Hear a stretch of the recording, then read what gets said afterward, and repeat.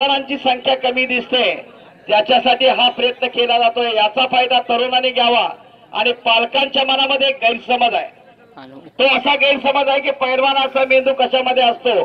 हा जो समज आहे की गुडघ्यामध्ये असं म्हटलं जात आहे, हा समज पहिल्यांदा चुकीचा मनात काढून टाका आणि आपली मुलं तालमीत पाठवा आणि कबनूर गावचं नाव संपूर्ण हिंदुस्थानामध्ये, भारतामध्ये, राज्यामध्ये करण्याची जबाबदारी सर्व पालकांनी आपल्या मुलावरती टाकावी आणि मुलांनी तालमीमध्ये जाऊन गेलाय आणि परत बचाव झाला। तरमणूक म्हणून पाहू नका, आपल्या पण घरात एक तयार करा। जोरदार टाळ्यामध्ये दोन्ही पैलवानांचं अभिनंदन करूया। जरा टाळ्या वाजवायला कमी पडताय, आपल्या पण घरात एक तयार थाप करा। जरा त्यांच्या पाठीवरती पडू द्या। ताकद जबर आहे सलग माऊली हाईट बीट भरपूर। विनाशाच्या कडेवरचा तरुण उभा आहे, माग खेळता असेल, व्यायामाशिवाय पर्याय नाही। म्हणून गावात तालीम चालू करा। कास करायला आपल्या घरामध्ये एखादा असं तयार करा। टंकी टाकण्याचा प्रयत्न होता आणि तिथंच घिस्सा मारण्याचा प्रयत्न चालू आहे माहुली जमदाडेचा।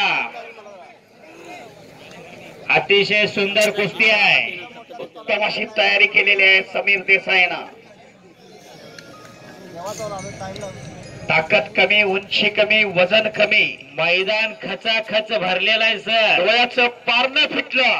6 मार्च 1965 ची आठवण येते या मैदानाला। हिंद केसरी मारुती माने आणि विष्णू सावर्डेकर खासबागला कुस्ती झाली होती। मैदान खचाखच भरलं होतं, मुंगी शिरायला जागा नव्हती, तिकीट काढून लोक बाहेर उभा होते। असं मैदान एक कबनूरचं खचाखच भरलेलं आहे। तिकीट काढून जेवढे लोक आत होते तेवढे लोक बाहेर उभा राहिलेले होते। लोकांना आत जायला मिळत नाही, दंगा चालू झाला म्हणून पोलीस डिपार्टमेंटनं त्यावेळेला अश्रुधूर सोडलेला होता। कुस्ती चाललेली होती 2.5 तास। मानेचा कस काढायचं काम चालू आहे। मानातला कस काढणे म्हणजे कमी करणे। हत्तीची मान, सापाची मान आणि पैलवानाची मान उदाहरण देता येतंय। सापाच्या मनातला जीव गेला की सापाला फणा मारा येत नाही, हत्तीच्या मनातला जीव गेला की हत्तीला सोंड वरती काढा येत नाही, तसं पैलवानाच्या मनातला जीव गेला की कुस्ती गेली असे समजावं। ह्याला मानातला कस काढायचं काम चालू आहे। परत नौंदर ताकद बोजा परत